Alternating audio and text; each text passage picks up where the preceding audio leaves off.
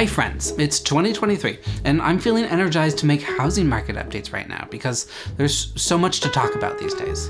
Inflation is high, interest rates are up, and this is impacting all segments of the economy, from retail and service industries to the housing market. But real estate is not just a commodity. It's often an extremely personal investment, and decisions in this industry are driven by personal life stages and events, not just market conditions. That's what makes my job as a realtor so interesting. Kendall and I are working on some house projects over the holidays, so we're gonna start with a little tour, and then since it's the beginning of the year, I wanna introduce you to some of the Home in Seattle team members as we try to unravel what's to come in 2023 and recap how the housing market got to where it is today. Hello, welcome to our bedroom. I feel like this is gonna be kind of embarrassing, but we decided we wanted to do like a low budget bedroom renovation because it's just not good in here. So we have to show you the before we can have the beautiful after. There's a number of issues with this room. Biggest is lighting. It's on the back of the house. The rooms in the front have much better light, but this is the biggest room. It's at the back of the house, and it's covered by like giant fir trees, which I love looking at, but it blocks all the light. In addition to that, the whole house was painted this like yellow, beige, kind of neutral color, and we just never bothered to repaint. We were busy. So that kind of adds to like the dingy ickiness of the room. Right now we do have the studio light on in here for filming this, and look what happens if I turn it off. Oh my gosh, it's dark. Number 2 would be all of our stuff. This house was built in 1960, so it doesn't have that huge, beautiful, luxurious primary suite with attached bathroom. It's basically just a room, and there's just not a ton of space, so we end up putting stuff on the ground or piling on the dresser here. This is like you wear something once, so you don't want to put it away in your closet, but it's not dirty yet. You want to wear it again. It just ends up getting stacked. And we have some like kind of interesting solutions here, but I think there might be some sort of storage solution that we could do on the cheap. 3, to kind of go along with stuff, would be just the style of our stuff. There is none. So just a few little upgrades, like this is kind of sentimental, but this is the blanket I've been using, but it's nasty looking. It just is. Pillows, for example. These are 4 different pillows with probably 4 different white pillowcases on them. Easy upgrade. We do have a piece of art that we like, that we want to keep, and just maybe add a few other little things to just like notch up the style a little bit. So that's our plan. We think we can do this pretty cheap. Let's go. We want to do some big projects around the house, but everything's so expensive right now. We got a quote for a new heating system that came in at $40K, so that's on hold until it comes back down. We were feeling a little demoralized and wanted a quick win, so we decided to do a bedroom makeover. We've been spending some downtime during the holidays watching a lot of Dream Home Makeover on Netflix, and I'm actually loving it. Some of the project budgets are eye-popping. People spend 60 grand on just one room, but for me, it's escapism. I spend a lot of time in the real estate space, and people are always trying to get a deal, squeeze out some equity, and time the market, which are all good things, but on Dream Home Makeover, people are more concerned with putting down roots and creating pleasant spaces for their families for years to come. It's nice. But back in the real world here, we are, in fact, trying to stay on budget for this bedroom makeover. In the beginning, we were hoping to spend like $200 for a facelift, but like I said, everything's so expensive. Inflation isn't just impacting home decor items, it's affecting the housing market too. We didn't finish the bedroom today, but we did get up 2 coats of paint, and the bed's put all back together. It's dinner time now, and tomorrow we have a few chores to run and some Home in Seattle team members to check in with.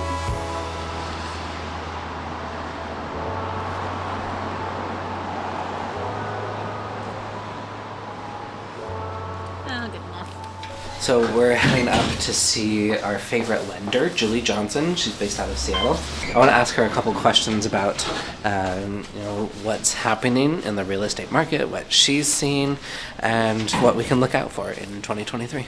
What I love about the mortgage industry is that it really, it kind of like, it's very economic, meaning that people need to buy homes. This is just part of what we do, right? They buy homes, they have to move into bigger homes or downsize.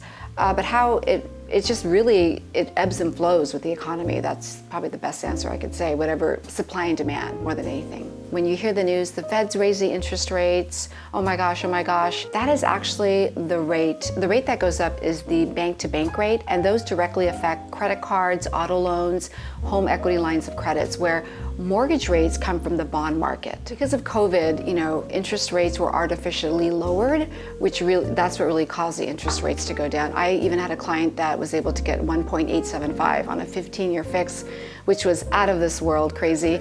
That I don't think that's ever going to happen unless something terrible happens again, which we all don't want that to happen, of course. In today's market, the advantage is that the market has softened and sellers are more likely to help out. People who are listing today probably have to list their home, so they really want to sell their home. So maybe there's a price drop, or maybe they can help the client, give seller concessions. And so there's a really great program that's been around forever, and basically it comes back into fashion when rates go up, and it's called the temporary buy down.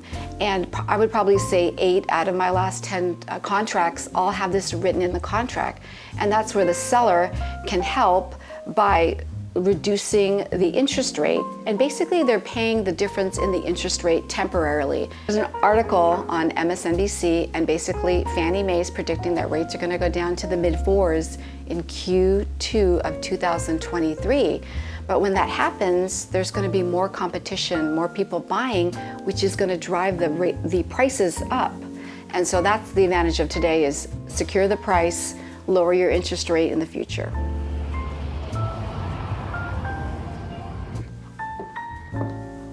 We're checking out CB2 today because I've been hearing a lot of things about them, and I've never been here.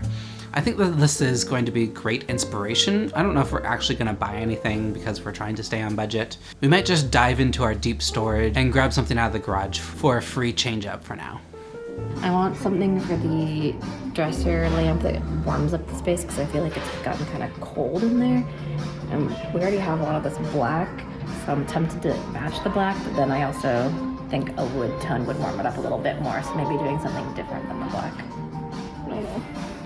I'm kind of liking these silly mushroom lamps. They're silly and they're funny.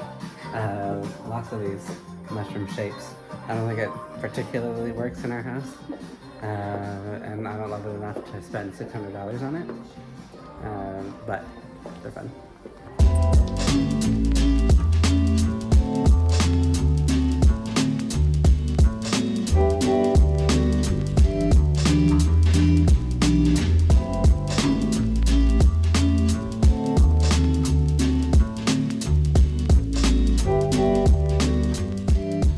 This is Emily. She's very busy raising 2 kids, managing 3 rental properties, and helping people buy and sell houses in the Seattle area. I wanted to check in and get her opinion on the state of the job market, because jobs have a direct correlation to the real estate market. So I tagged along as she walked her new puppy. I'm here with Pickles, and with the change in the economy, we've seen a real change in what people can afford to buy. And because buying a home is so personal and such a huge investment, people are a little bit nervous, especially when they see a downturn in the job market. The S&P 500 has dropped by 20% over the past year. Amazon is down 50%. Google is down 40%, and Facebook Meta is down by 64%. Now, when the stock prices drop like that, less people have money to spend on a home because they were kind of banking on having that as a portion of their down payment, or they're just feeling fear that this might continue and their net worth will continue to go down. On the flip side, things are going great in the aerospace industry here in Seattle. It is estimated that approximately 40,000 jobs will actually enter into the space in 2023, as Washington, D.C. has put trillions of dollars into expanding their understanding of space and space exploration. Twitter here in the Seattle offices, they had to close because of the fact that they weren't able to pay their rent over time, and they've sent their employees back home. Now, people working from home are going to need bigger spaces in order to do their work and live in one place, so that will only increase prices. So there's kind of this shift between people not being able to afford what's available to them right now and more people needing home spaces to work out of. But I don't see that it'll be similar to 2020 because right now, with the stock market coming down and all the layoffs happening, there's more applicants, less jobs, which typically equates to people working harder and getting paid less. Here's a quick recap of the past few years in terms of inflation. At the end of 2022, inflation hit 7%. To put this into perspective, an average inflation rate is usually like 1 to 3%, so this is huge. People simply can't afford as much as they could a year ago. And we're experiencing these high inflation rates for a few different reasons. Pandemic caused people to buy things for their home and for fun. The pandemic caused a worker shortage, because people were getting sick. So factories closed or slowed down production, just as people really wanted to buy consumer goods. And Russia invaded Ukraine, causing oil prices to spike and a general sense of geopolitical fear. It's pretty simple. When there's less supply and more demand, prices go up. This happened across the economy, including the housing market. So in the second half of 2022, the Fed started raising interest rates in order to combat this inflation. They made it more expensive for people to borrow money, with the idea being that this will help curb the demand for goods and services. And in the housing market, at least, it worked. Fewer people are buying homes today than a year ago, so of course home prices are coming down a little bit. So today, is it a buyer's market or a seller's market? My clients are regularly getting quotes for somewhere about 6.5% interest rates. This is causing some people to pause and sit on the sidelines waiting for rates to come down. This decrease in demand means that sellers can't get as much for their homes as they used to, and they're more likely to make concessions to buyers. So in some way, it seems like it's nobody's market. No, let's have a cup half full mindset. It's a balanced market. And this is affecting people in the real world, like me, who want to dream home makeover their bedrooms. And it's affecting people who need to or want to buy or sell their home. We ended up spending about $500 on this room, including paint, bedding, lights, and shelves. What do you think? If you're looking to make a home in Seattle, or anywhere really, send me a message and we'll get started together. I run a small real estate team in the Seattle area, and I'm connected with a number of really great realtors around the country if you're looking for a referral closer to you. Bye.